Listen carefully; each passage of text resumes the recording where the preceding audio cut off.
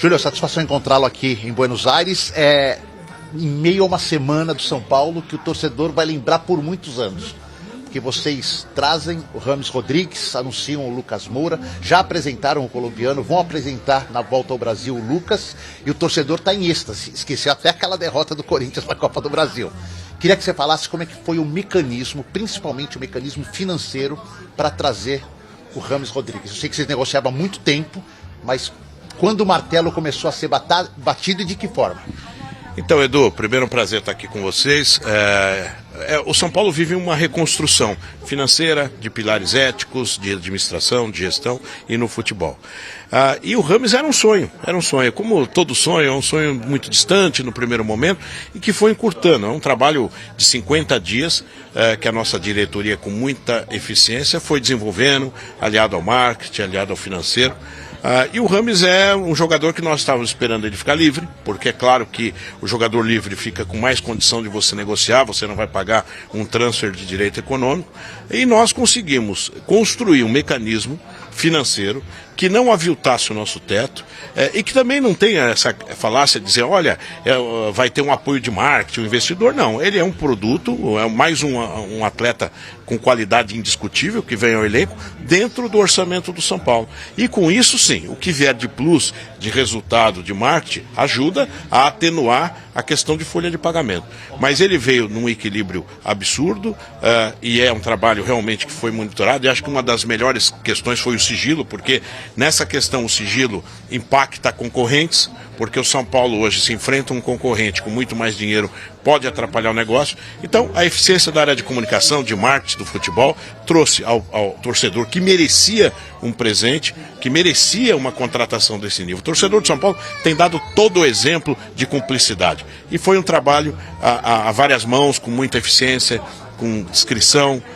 E hoje temos um jogador que, além do seu salário, vai ter uma luvas, que também negociada dentro do nosso cronograma.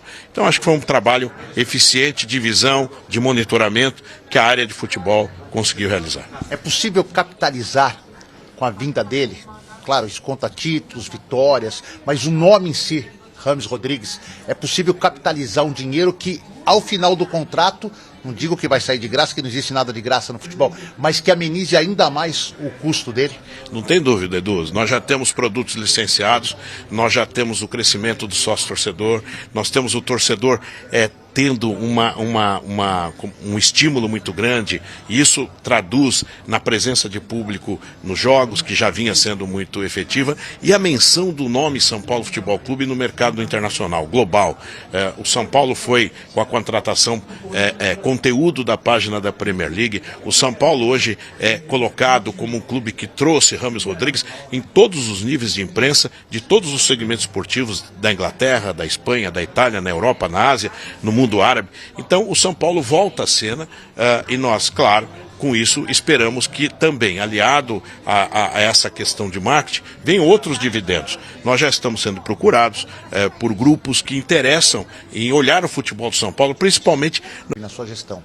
O fato do Daniel Alves, que também tinha um potencial gigante, que também era um nome do mundo, e que no final das contas não só não deu muito resultado em campo, quando trouxe uma dívida grande na sua saída. Como não acontecer isso? O que vocês conversaram com o staff do atleta que isso vocês descartam que aconteça? Primeiro, o São Paulo, com a nossa gestão a partir de 21, ele começou um trabalho de reconstrução. É um trabalho técnico-financeiro de colocar o São Paulo num patamar competitivo sem aviltar a nossa folha, os nossos compromissos, até porque, como você disse, nós já herdamos compromissos de anos passados e que estamos ainda enfrentando, pagando alguns, outros negociando, mas nós temos que fazer a roda girar. Então em 21 conseguimos um título regional, em 22 chegamos em 2 finais com um time competitivo, final do Paulista e final da Sul-Americana, então todos os técnicos que passaram deram a sua contribuição, e essa fase de agora é uma fase que eu chamo de uma fase aspiracional maior, é uma fase que nós temos que preparar o São Paulo com nível competitivo, mas com algumas qualidades diferenciadas, e o Rames chega nesse nesse patamar. Agora, é claro, a responsabilidade financeira tem que continuar, ele chega, não está aviltando o nosso teto salarial, isso é importante, e não estamos tratando ele como uma peça solta no tabuleiro, onde o marketing vai fazer um projeto. Não, ele é uma peça, assim como os demais, dentro de um orçamento. E nós vamos procurar cumprir isso rigorosamente. Quando se fala, às vezes, em atraso de imagem, etc., os jogadores que estão aí sabem o testemunho do Rafinha para ele, que foi importante na aquisição, mostrar que o São Paulo, às vezes, tem um descompasso financeiro pelas questões do passado, mas que vai quitando e vai ajustando com eles. No passado, em 22, quando chegou em dezembro, nós quitamos todas as contas. Quando vocês começaram a trabalhar esse nome, havia essa preocupação? E como é que vocês trabalharam com o grupo essa preocupação? Porque algumas notícias que foram nos passadas, assim, 1, 2 folhas do direito de imagem estavam atrasadas pelo fluxo de caixa, enfim. E aí eu fico pensando, o jogador tá lá e fala, mas o meu tá atrasado, tá chegando o James. Como é que vocês passaram essa situação para o grupo, que o dinheiro investido no Rames não tinha nada a ver com as dívidas ou notas atrasadas que o São Paulo tinha com os jogadores? Eu acho que tem uma cumplicidade com os atletas hoje, porque o São Paulo vem estabelecendo o combinado, vem quitando, então às vezes você fica 2 direitos, 1 direito de imagem praticamente, e você vai ajustando isso. E nós entendemos, e os atletas do São Paulo, aliás, o grupo de atletas do São Paulo é um grupo muito qualificado, eles entendem que quando você traz um jogador desse tamanho, que é o tamanho dos nossos atletas também, são grandes atletas, vai ajudar o São Paulo a adquirir mais receita para suportar o pagamento de todo o elenco. Veja o São Paulo na bilheteria, que nos surpreende. Se você avança em campeonatos, você melhora em prêmios, você melhora em royalties. Então, toda essa ação, no fundo, ajuda o contexto geral. E isso foi mostrado, foi conversado. E quando você tem um cara como o Rafinha, que dá o testemunho para o Rames, dizendo, vem, CT preparado, diretoria séria, gestão que cumpre as questões, mesmo com as dificuldades de fluxo. E o fluxo, ao torcedor, precisa entender. Às vezes nós pagamos jogadores, não vou mencionar, muitos jogadores que já passaram pelo São Paulo. Eu tenho questões até judiciais para pagar. Então, quando chega, o dinheiro é o mesmo, eu tenho que escolher pagamentos onde a questão da justiça, sob pena de penhora, bloqueio, isso está ficando para trás. Mas nós vamos ajustando. E os jogadores também têm um sacrifício maior, onde você pode demorar um pouco aqui, mas no fluxo você vai pagando lá. Então, hoje o São Paulo vive um momento de muita sintonia entre seus atletas, seus diretores, seus conselheiros e principalmente o torcedor, que ao final e a cabo é o que me faz estar aqui. Eu sou um torcedor que vem da arquibancada e eu sei o anseio do torcedor. O torcedor apoia, aplaude, mas ele quer um salto maior. E o São Paulo não tinha condição de fazer. Hoje ele tem. Então ele dá um salto com responsabilidade, onde todos estão envolvidos nesse mesmo objetivo. E nessa esteira veio o Lucas Moura. Uma situação completamente diferente, um contrato curto. O jogador, num primeiro momento, estava esperando o mercado, depois mostrou muita vontade de acertar. Como é que foi feito esse mecanismo também, Júlio? Não só o financeiro, o convencimento ao Lucas que era legal ele assinar um contrato curto num primeiro momento com o São Paulo. O Lucas primeiro que é um filho do São Paulo, né? E eu acho que o dirigente, e isso nós fazemos exaustivamente, ele tem que manter relacionamento com o futebol, com os atletas que passaram, sem interesse às vezes do repatriar, mas ter um relacionamento. E eu sou um presidente que eu sou ligado ao futebol e tenho feito isso com o Lucas, faço com o Antony.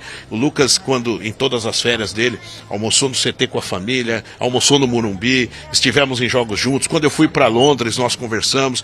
Então é um jogador que estava assim no nosso radar, até porque ele tinha esse sentimento de querer voltar, quando voltasse ao Brasil, vir ao São Paulo. Então nós cuidávamos disso com muito cuidado, porque ele é um jogador que tem muito mercado, tem a questão familiar, e nós nunca o pressionamos, apenas dissemos, a sua vontade é grande, a nossa é imensa que você volte. E aí tinha uma questão de mercado, em que ele poderia ter uma proposta de um clube assinado para depois emprestar o São Paulo, que era um mecanismo difícil pela burocracia, difícil pelo clube entender o risco que poderia ser isso. E aí falou também o coração do Lucas em dizer, olha, eu vou ficar nesses 5 meses e depois eu vou estar no mercado. Então foi um chamamento do torcedor, da diretoria, mas a vontade do atleta, que tem um caráter muito grande, uma família especial, prevaleceu.